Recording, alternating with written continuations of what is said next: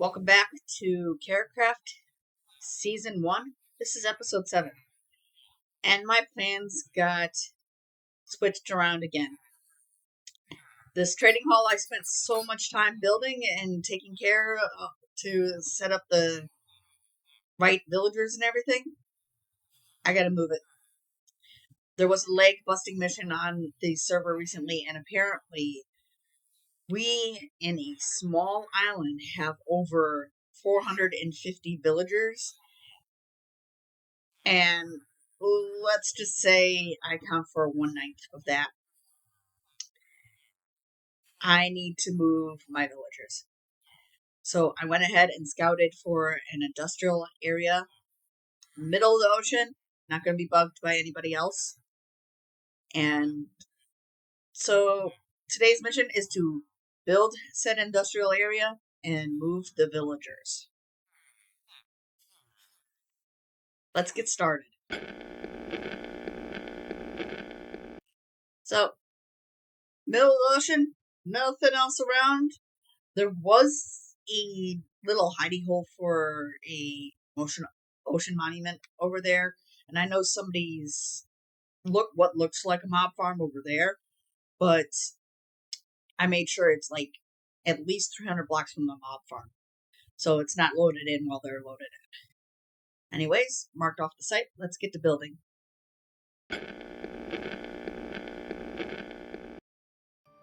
So I'm going to skip right to the building of the trading hall. There's a reason for that. It took way too long and way too many blocks to form the industrial district platform. For those of you who like statistics, it was over 17,500 copper crates of different stages laid. And it wasn't just me who laid it, Dino came and actually helped a couple times. This episode is basically going to be a first-person time-lapse that I sped up as fast as I could without sacrificing the quality of the video. You're also going to see why I usually do the replay time-lapses, as my server mates and I tend to talk about the most random things. It's in this bit alone, we talk about celebrities and why most of us don't follow the celebrity worship.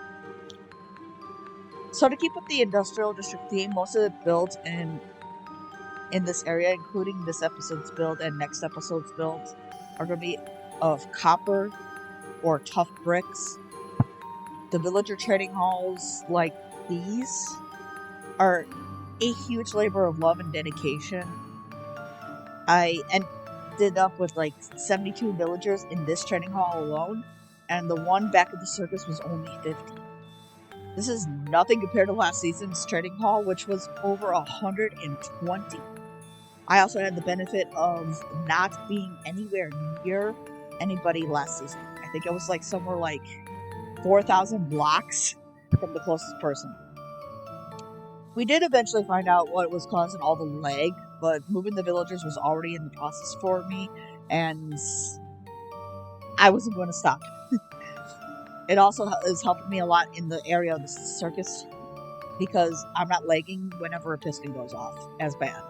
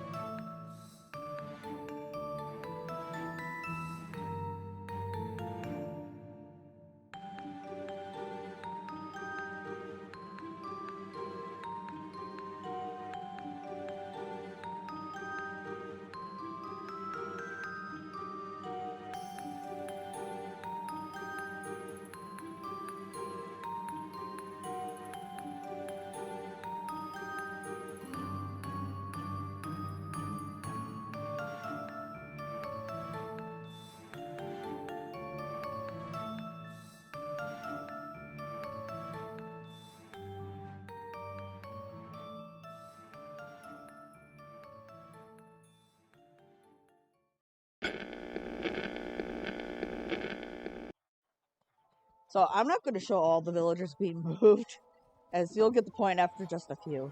Moving the villagers took over 3 hours by itself. I don't think anybody wants to see the full process. I don't know. I didn't want to record the whole time. And I also resolved myself to show every slice of cake being eaten on screen, so you're going to see that coming up. It'll take a few episodes to eat that cake, so bear with me.